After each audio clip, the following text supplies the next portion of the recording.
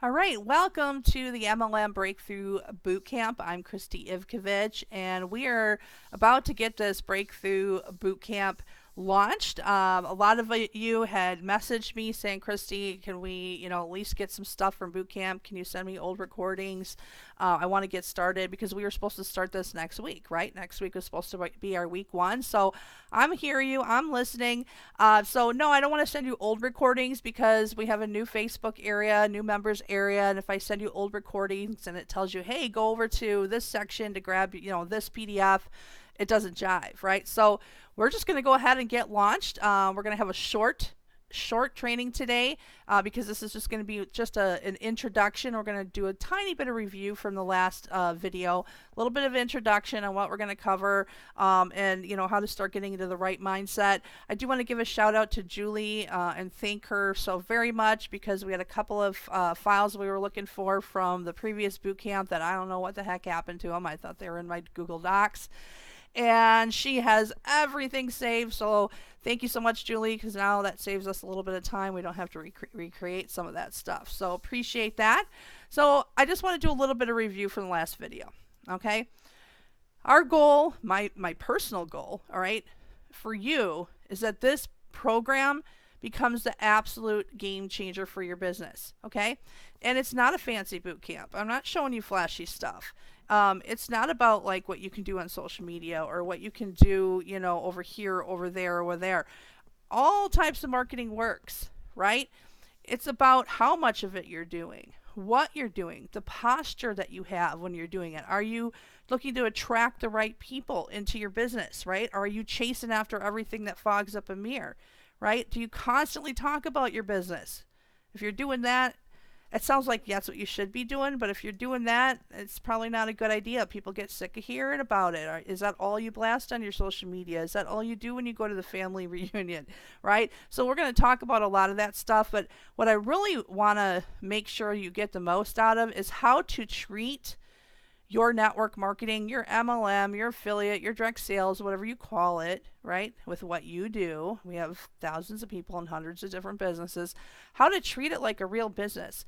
I was extremely fortunate. And I mean, I'm so thankful for this, but really early on in my network marketing career, and I mean early on, like when I think about it, it was in like the first 6 months. Okay. It might have even been like in the first 3 months. I almost want to call it lucky, but it really wasn't lucky because I was like not real satisfied with some stuff that was going on in the company I was at. And it was like my first real company. I had dabbled a little bit in something when I was like 19, but I would call this my first real attempt and serious attempt at building a home business. And I wasn't real happy about something that was happening. And so I just started calling up the chain, right?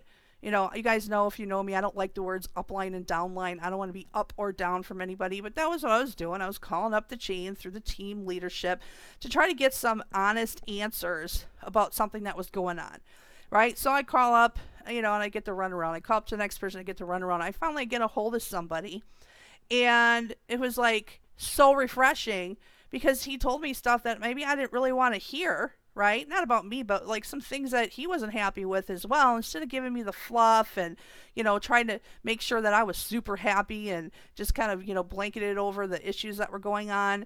And we became instant friends, okay? Instant friends. And what was so great about that partnership and that friendship was that he came from a traditional brick and mortar type background. He had a multi-million-dollar company that he had run for over 20 years. And so when he came into the network marketing industry, it was serious for him, right? He was looking to replace $250,000 of earnings.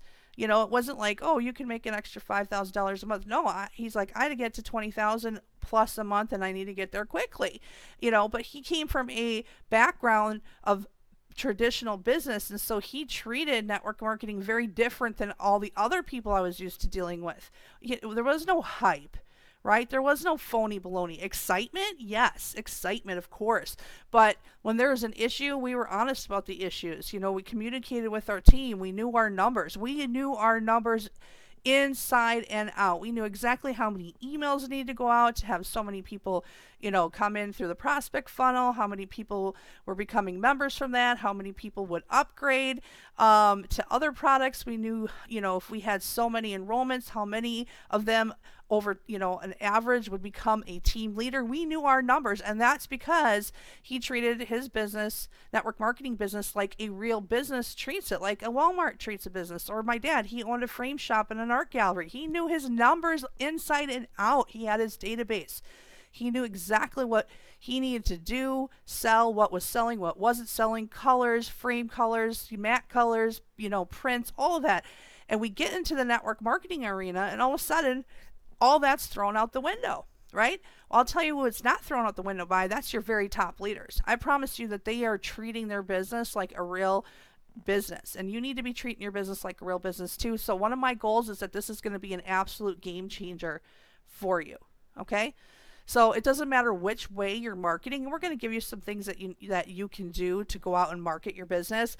But what the real thing is that what are you doing with your systems, your processes? How do you speak to people? How do you communicate with them? Not like, are you using Facebook versus Twitter versus phone calls? What is your posture when you speak with people? Who's your target audience? I hear people say, oh, I'll take anybody that fogs up a mirror. Or, I'm talking to everybody. If you don't know what your target audience is for your customer base or your distributor base, that's an issue. Every company knows who their target market is, and they might have multiple target markets. That's fine. We're going to talk about a lot of that stuff. So I'm getting a little ahead of myself, but folks, if you start treating your business like a real business, you're going to start seeing a lot different types of results. All right, so what I ask from you in order to get the most out of this next 90 days, this is what we recommend, is that number one, to cut out all other types of self-development for the next 12 weeks. And I know that coming from me, that's crazy because I'm like the personal development person. I'm listening to audios in my car. I'm reading books all the time. This is going to be self-development, personal development stuff. The reason I want you to cut other stuff out, and this is what I've had to do in the past, I'm doing that right now with something else. I want you to focus on only, this boot camp and growing your business for the next 90 days. Okay? Next 90 days. That's it. Focus on the boot camp and growing your business. Just start cutting out all those other distractions. And it's great. I love personal development. It's constant for me. This is your personal development. Okay? Number two, you've got to commit to doing the work. Right? I can give you the information. We can share with you all these things that make us successful, but that's 10%, right? The other 90%, it's on you. It's on you, 100% on you to do that other 90%, right? So I talked about this in the previous video, but information without implementation is delusion. So if you're just listening information over and over and over again, but you don't go out and do anything, you're in a delusion stage. Information only becomes wisdom once that information is actually applied. All right, a little bit more review. Check into the Facebook group daily. Read the threads, post successes, post obstacles. Remember, everyone in the group is at a different level. Some people have taken this boot camp before. Some of them have taken it more than once. If you have something that's very personal you don't want to post in the group, text me. Right? And remember, just a reminder, don't text me like, hey, join my business. That's not what that number's for, right? If you have a legitimate question or concern and it's not something that you want to post in the Facebook group, text me. If you're comfortable, post it in the Facebook group because other people might have that same issue, that same obstacle, going on. And we can answer that for everybody then. Everybody can benefit. And again, remember that I can't help you if I don't know what the issue is. Right? I can't assist you. I said I was going to change this slide, didn't I? I didn't. So I can't assist you if I don't know what the issue is. So you've got to let me know. So that's the structure again for the program is we have these video trainings. In the past, the whole entire week was recorded at once. We used to do them live, 2 hour, so 2 hour, boot camp webinar. That they are going to be cut up a little bit differently. Like we're just going to do this short intro video right now. Then the next one will be short and so on and so forth. But when the week is done, okay, and it'll probably run through, next week because we're starting a little bit early. So maybe this first one will run 10 days or whatever. But it's done. You'll have a homework assignment to work on. at the end, right? Before we just do 2 hours, give you a homework assignment, we're going to put these in digestible portions. Now, if you're listening to this later when all the recordings are up, then you can go as fast as you want. And that's the way I would go if it were me, because I love to, absorb information very quickly, and I like to listen to it 2, 3, 4, 5 times. Okay. After you're done with the video, set aside some time after the video to just reflect on what you just listened to listen to. If I give you an action item in that video, start doing the action item right away. You're going to be working on your systems every day, because working on our processes and systems, which we're going to get into later, it's not something you just develop overnight in like one session of sitting down with a notebook, right? This is something that we work on. I still work on my systems and processes, and I've been doing this for 20 years. And then you want to spend some time in that Facebook group. All right. And that's a new thing for everybody, kind of getting involved in the Facebook group. So we're going to grow that organically over time, get you guys used to interacting in there. We're used to interacting more like on our conference calls. And so we're kind of doing a shift from getting on a conference line, like on our Monday night mentoring that we used to do, and like shifting that into being able to mentor you through the Facebook group. Okay. So there are 3 musts. That's MUSTS, not shoulds. There are 3 musts to creating a successful business. First of all, you must know the game and master it. And when I say that, some people say to me, Christy, my business isn't a game. I know, right? It's serious, right? We're here to build a better life for ourselves, our family, our friends, right? Our communities. So I know it's not a game, but I want you guys to think of, other types of games that people play, like that's serious. It's when you think of a professional basketball player, that's a game he's playing, but it's not a game, right? I mean, that's serious. He's a professional. So I want you to think of it that way. Knowing the game and mastering it. Think of that professional basketball player. That guy, he's not taking a week or 2 off, and then, I think I'll, practice my free throws next week, right? He knows his game. He masters it. He works on it every single day. And even when he's mastered it, he's trying to master it even better, right? Second thing, you must have a system in place for everything. And this is something that I just see people do not do in this industry. So we're going to be going through a lot. Like the next couple of weeks, I am going to sound like a broken record, right? And if you're a millennial, look that up, okay? I'm just kidding. You have to have a system in place for everything. I even have a system in place like when I order, I'm out of printer ink, right? I know exactly what I'm going to do when I'm out of printer ink. I know I'm going to hop on Amazon, I'm going to log in, I'm going to click a button, I'm going to reorder it, and I'm going to hop back out. It's as basic as that, but it is my system. Because I don't want to run out and do anything, extra. My time is super valuable. If I'm out of something, I'm just going to click on a couple things in Amazon, but that's my system. As soon as I see that little light go on, I go in there and I usually order up more than 1 cartridge, right? Okay, I have a system for my business cards. So I have my box of business cards, and then I've got that little thing in the back that they give you, right? So I actually don't even use that. I have my box open because I'm constantly grabbing handfuls of cards. I make sure I always have them.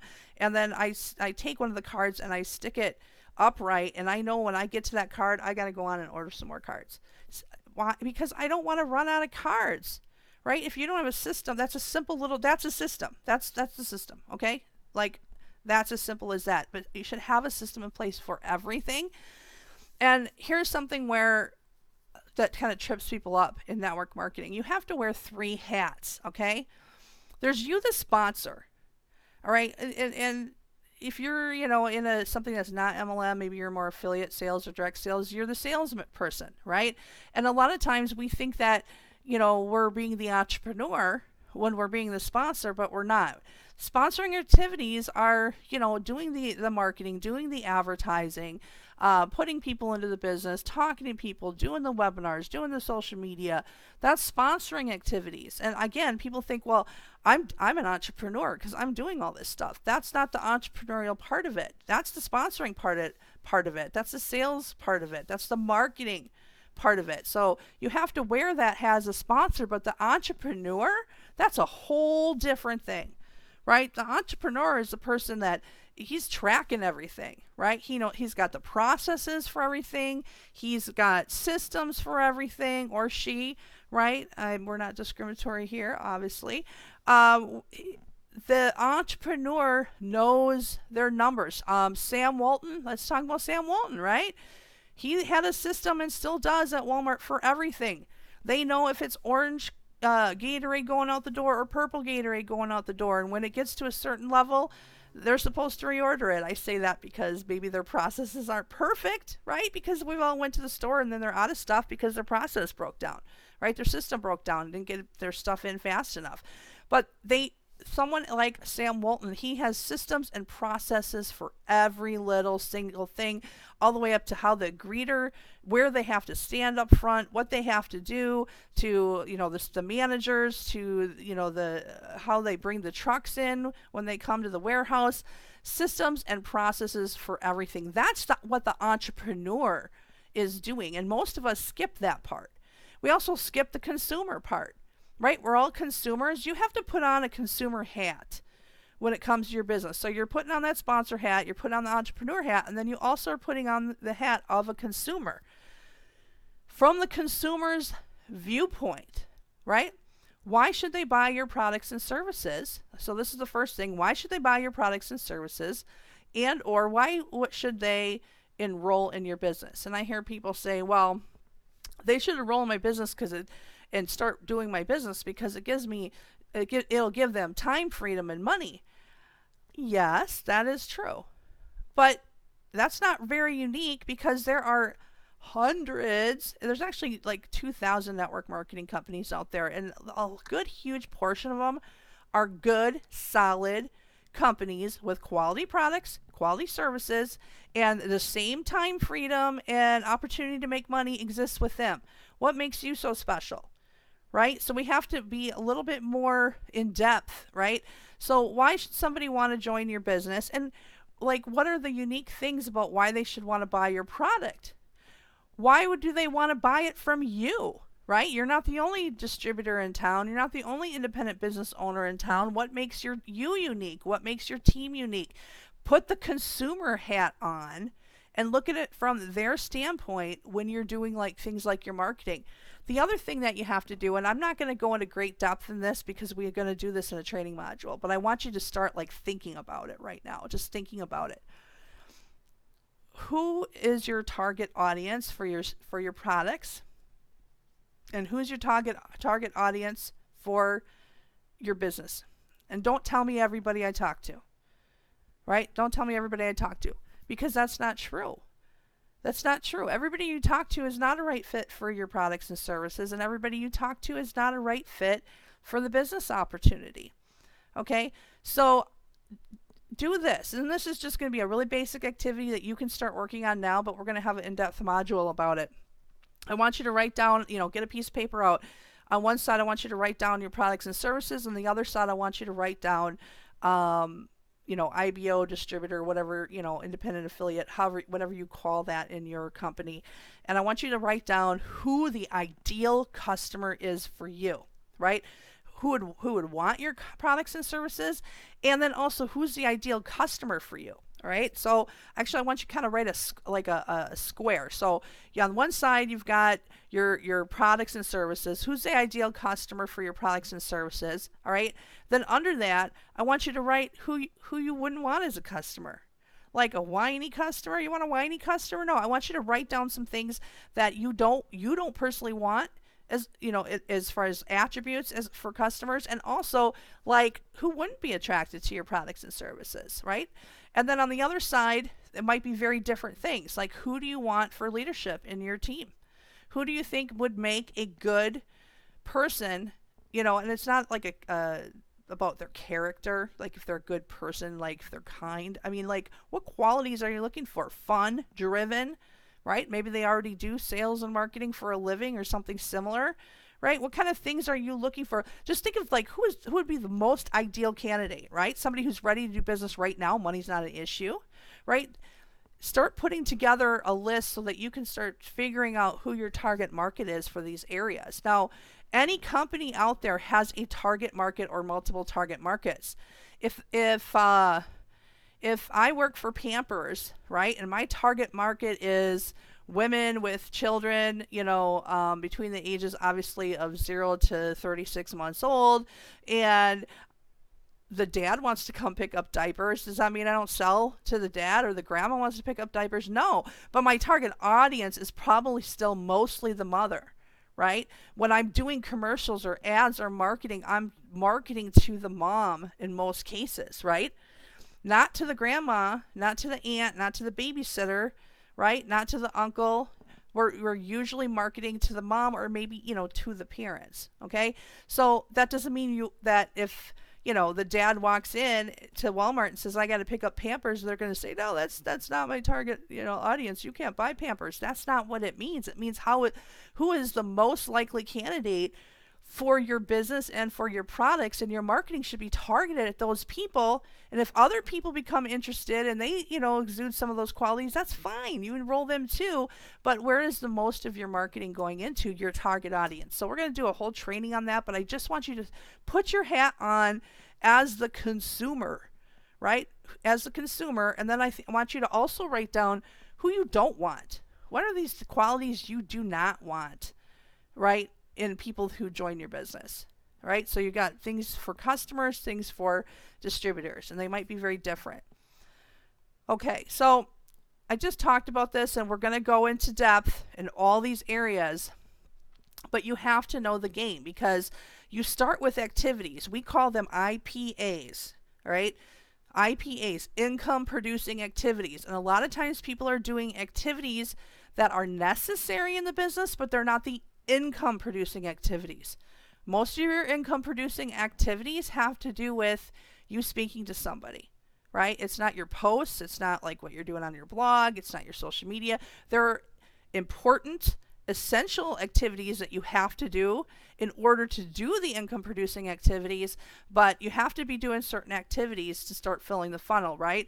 And some of those activities might lead to, leads or subscribers in your email list or whatever it is that you're trying to do. And then those drip down into a smaller segment of people who are prospects. Those are people who have shown some type of interest. I actually like to call them suspects, because they're kind of suspect, where we think they might be interested. They're showing a little bit of interest. Some of those become members, customers, or distributors in your organization. It doesn't stop there, right? Because they're still dripping through the funnel. Once somebody joins your business, they're now a candidate for your leadership team. And then even a smaller segment of people are candidates for their leadership team. Now, when I used to email market in the past, right? We would send out 100, we would fill the funnel with 120,000 leads per year, and over 1 million emails would go out, okay? Over that course of that time, over 1 million emails would go out. Every month we would load 10,000, because you used to be able to do that, right? We would buy purchase leads, and we would be able to load that in. And out of that, if we dwindled that funnel down through like the prospecting and all that, we'd have our average people. An average distributor with our organization would personally sponsor 120 to 240 people a year. It is a big deal, right? Because an average person sponsors 2 to 3 people ever in their whole lifetime with a network marketing company. So 120 to 240 members a year would join our business, physically join it, click the join button, fill it all out, become members of our business, and then we would interview them to find out who is going to be a leader or who had leadership qualities. Right? And then that was even a smaller segment. Out of 120 people that would join the business, 6, 12, 20 people maybe would become, leadership type people in the business. It depended on how good we were at like interviewing them. It's kind of the art part of things, because, I look for very strict qualities, right? So because I do that, I actually have more leaders on my team when I would interview people. If you're kind of wishy-washy, you attract the wishy-washy people. If you're strong, you attract the strong people. But that is a whole nother thing. The point is, we knew the numbers, right? 120,000 leads a year poured into the system. We had 1 million plus emails that would go out. 120 to 240 people would enroll. Out of those 120 to 240 people, we were looking for like 6 to 12 of them to be leaders. That was the numbers. We did it year after year after year until you couldn't email market that way anymore. Okay? But we knew our numbers. We tracked it. Right? So you have to be focused on mastering the game. You want to create a playbook, right? So you're just going to start up a binder, whatever. I would do it in a binder and on a computer, and start a binder so that you have that playbook, right?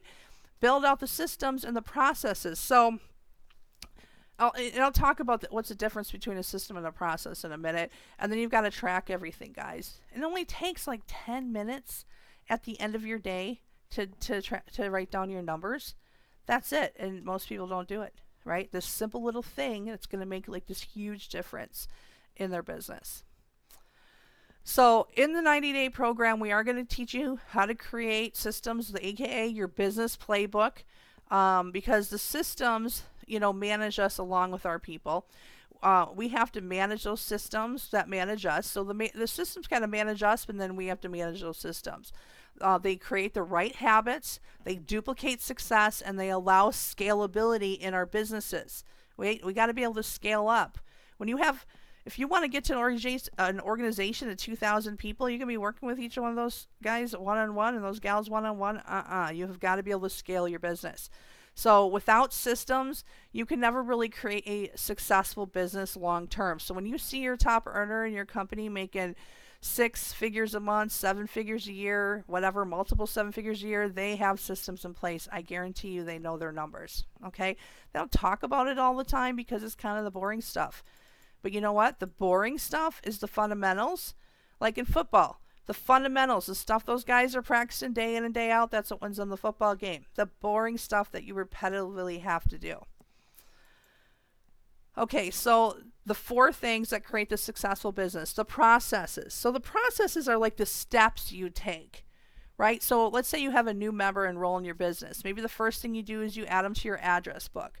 Then you send them a welcome email. Maybe the next thing you do is you write a little note card, welcome them to the team. You throw that in the mail, right? Then you pick up the phone, you call them, and then you send them a document with their getting started instructions, right? That would be the process, okay? The step-by-step things. And you do it the same way every time. Every time someone enrolls, you put them in your address book. You send them a welcome email, you send a card in the mail, and then you call them, and then you send them their welcome PDF with their getting started instructions. Next person. That's the processes. The systems would be tracking it, okay? So the tracking would be that you sent out one welcome email, you added, you had a new member. Obviously, that's one thing. You had a new member, you sent out a welcome email, you sent out one note card, right? And you send out the PDF. That would be 111. You'd be tracking those numbers, right? If you, like me, I had pour 10,000 leads into the system that month. I'm writing down that 10,000 leads went into my system, okay? Out of the 10,000, I had 20 enrollments that month. I'd be writing that down. 20 enrollments. Out of the 20 enrollments, I called every single one of them to welcome them. 12 people returned my phone call. I'd be writing that down into my system. 12 people returned my phone call. Out of the 12 people, 6 of them did the homework I gave them, so on and so forth. That's the system part, is the tracking of it. The processes are the steps that you're doing. Okay? Number 3 goes along with 1 and 2, that you know your numbers. And if you track them, and especially if you just throw them in a spreadsheet, then it's very easy to, just see what's going on for the month. And it helps you improve in different areas, right? If you leave a lot of phone messages for people and no one ever calls you back, it might be you, right? So, there's always going to be a certain percentage of people that don't return phone calls, but if no one ever returns your phone call and you were telling, man, I left 103 phone messages, not one call back, it's probably you. And so it helps you track your numbers to see what's going on. Also, if you're trying out new things, like I'm going to leave this phone message this time, this phone message this time, and I'm tracking that to see which phone message gives me a better response. That is, you actually calling is the process, but you writing down that you did it is the system. Okay? And of course, people. We cannot have a successful business without people. And if you don't like people or you don't care about people, then you're in the wrong business, guys. Just in the wrong business. So let's wrap up this video. Went a little longer than I wanted to, because that's what happens sometimes when I get talking about this subject, because I'm fairly passionate about this stuff, even though it's like, oh, it's kind of boring, tracking and all that. It's not as boring as you think, because once you start tracking and you can start seeing where you're doing well and where areas you can improve on and how you can duplicate that, it starts getting pretty exciting. But I will tell you again that we're going to take this through in digestible portions. This is an old saying. It's an old saying on our team. We've been saying it for 20 years, and it's how do you eat an elephant? And of course, the answer is one bite at a time. Another way to look at it is just looking at this whole stack of envelopes. Let's say you had that whole stack of envelopes to go through, and you're looking at that thing going, man, I got a lot to do here. Instead, just look at that one envelope on the top, right? I'm going to open this first thing. I'm going to see what's in there. I'm going to take care of that business. When I'm done, I'll pull up another one, right? So just another kind of way to look at that. And then this is, a step-by-step blueprint, guys, right? And I put this Lego set in here because I had girls, my kids are 28 and 24 now. But I have an 8-year-old son now, and this is what he's into. He's into building stuff. It's not just Legos, all kinds of different things. I think he's going to be a little engineer, but you do step 1, then 2, right? Then you do 2, then 3. You don't start with step 10 and 11 and then hope that you're going to be able to put this thing together. That's how we're going to take you through this stuff, guys. One step at a time, little by little. By the time you're done, you're going to have an entire playbook for your business. You're going to see a lot. If you're actually taking the steps and implementing them, you're going to see a huge difference. So I'm going to leave you with this. I'm going to leave you with the Lego set today. All right. And then in a few days, we'll start on the next portion of the boot camp. And because we did start a little early, because all you guys messaging me, we'll go ahead and we'll just kind of stretch that out between this week and next week. Maybe I'll give you a heads up on week 2 stuff. We'll see what kind of time we have. So with that, start working on your target audience, right? Start working on what you're looking for in a candidate for your business, what you're looking for as a customer in your business, and put that consumer hat on. Why should they buy your product? Why should they buy it from your company? And why should they buy it from you? Okay, just think about that stuff, and we'll see you on the next video.